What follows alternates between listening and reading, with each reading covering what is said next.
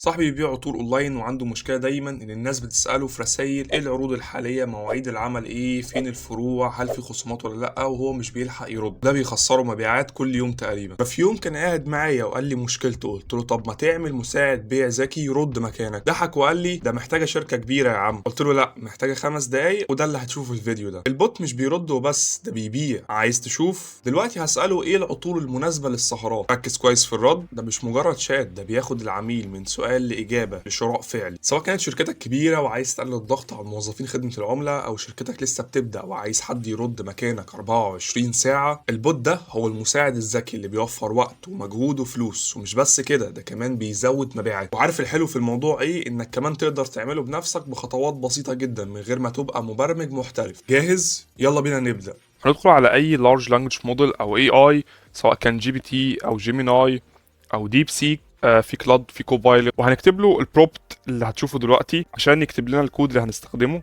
انا عايز ابني مساعد بيع متخصص في بيع العطور بالشكل ده كده عن طريق ربطه باي بي اي من جي بي تي او ديب سيك، وعايزك تعمل لي كود ال HTML ال CSS الجافا سكريبت الخاص بيه بس، وهستناه يخلص كتابة الكود بتاعت ال HTML وال CSS. هنفتح أي تكست إديتور زي ال VS كود. طيب لو أنت ما عندكش خبرة برمجية أو ما اتعاملتش قبل كده مع محرر أكواد، فحلك بسيط، هتخش على كود بن، تكتب كود بن بالشكل ده، هيفتح معاك سايت. هتبتدي انك تسجل الدخول الاول. بعد ما هتسجل الدخول هتبتدي انك تعمل نيو بن جديده، وهتلاقيه فتح معاك مكان ال HTML وال CSS والجافا سكريبت نفس ال IDE بتاعنا. خلينا ناخد الكود ده كده كوبي زي ما انت شايف كده. بعد ما حطينا كود ال HTML وال CSS بدأ يظهر عندنا اليو اي الخاص بالشات بوت. خليني اوريك الشكل بتاعه. طيب الشات بوت ده عشان يبتدي ان هو يشتغل ويبعت بعد كده ريكوستات، الريكوستات دي هتتبعت لشات جي بي تي او اي اي حديث.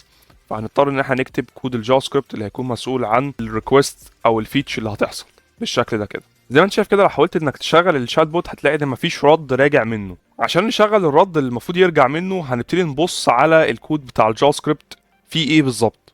حاطين بعض الاستجابات السريعه بس اللي ممكن تكون موجوده. بعد كده التفاصيل البرمجيه العاديه زي الزرار والكليك وغيرها مش عايز ادوشك خالص بيها. انا عايزك تنزل تحت كده خالص، هتنزل عند الاي بي اي كي. الاي بي اي كي ده المفروض ان هو فكرته ببساطه قايمه على ان هو مفتاح بنستخدمه علشان نبعت لشات جي بي تي ونبعت لديب سيك، بيبتدوا ان هم يردوا مكاننا بناء على السياق اللي احنا حددناه. هتلاقينا محددين بروبت متخصص للشات بوت ده بحيث ان هو يرد في السياق اللي احنا متفقين عليه. عشان تفهم معايا الفكره خلينا نبص كده على البروبت المكتوب ده. أنت مساعد مبيعات ذكي متخصص باللغة العربية، مهمتك الرد على استفسارات العملاء حول المنتجات والعروض والخدمات بطريقة ودية واحترافية. ده السياق اللي هيرد بيه ال AI بتاعنا. عشان نبتدي ان احنا اصلا نعمل مصادقه او اوثنتيكيت مع الاي اي ده اللي هو سواء كان شات جي بي تي او ديب سيك او جيميناي، محتاجين الاي بي اي كي الخاص بيه. قبل ما نعمل حاجه زي كده خلينا اوضح لك الاول انهي المدفوع وانهي المجاني في الحاجات اللي ذكرتها دي. شات جي بي تي تكلفه الاي بي اي بتاعه 15 سنت لكل مليون انبوت توكن،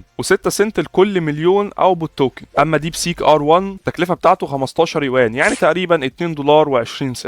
بالنسبه لجيميناي فهو في منه نسخه مجانيه وفي منه نسخه مدفوعه. في الفيديو ده احنا هنستخدم جيميناي النسخة المجانية وهنستخدم ديب سيك النسخة المدفوعة. عشان تستخدم جيميناي النسخة المجانية فانت هتروح على جوجل اي اي ستوديو بالشكل ده كده. اول ما تدخل خالص هتلاقي جيت اي بي اي كي. طيب لو ما ظهرتش معاك فهتروح على جيت اي بي اي كي فوق على الشمال كده وهتدوس على كرييت اي بي اي كي وهتعمل اي بي اي كي خاص. هتبتدي انك تاخد الاي بي اي كي ده وتحطه في مكانه بالشكل ده كده. بعدين هناخده البادي الخاص بجيميناي كوبي اللي هو اصلا عباره عن اللينك وشويه تفاصيل تانية يعني مش عايز ادخلك فيها. وفي نفس الوقت بنحدد البروبت او الشكل اللي هيرد بيه الاي اي نفسه زي ما اتفقنا عليه في الفي اس كود ان هو هيرد عباره عن سور مبيعات. هنغير بس اللينك. بعد ما غيرنا البنيه بحيث ان هي تكون مناسبه لجيميناي هنبتدي ان احنا نغير بس الكي بتاعنا بالشكل ده. ده كده الطريقه بجيميناي. خليني اقول لك الطريقه بتاعه ديب سيك. اول حاجه خالص هنخش على ديب سيك، هنكتب ديب سيك اي بي اي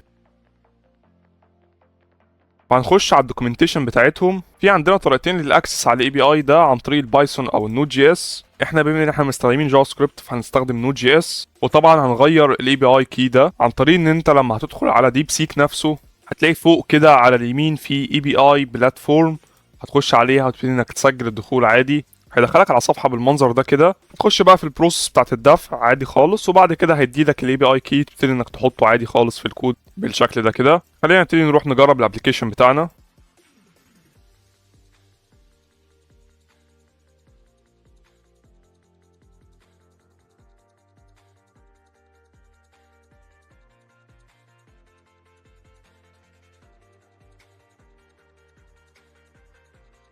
لينك الكود اللي احنا كتبناه موجود على الجيت هاب في الديسكربشن، تقدر تروح على كود بعد كده داونلود للزاب فايل، تقدر تجرب البوت بنفسك من الرابط الموجود تحت. ما تنساش تعمل لايك وسبسكرايب عشان الفيديو الجاي هيكون فيه ميزه الربط بالصوت العرض التلقائي زي مندوب مبيعات حقيقي. لو عندك اي سؤال تقدر تنضم لمجتمعنا على التليجرام مجتمع باك تك، وهناك هنرد على كل اسئلتك. لو عايز بوت خاص بمنتجاتك او تدمجه في شغلك او في الويب سايت بتاعك اكتب لي في الكومنتات.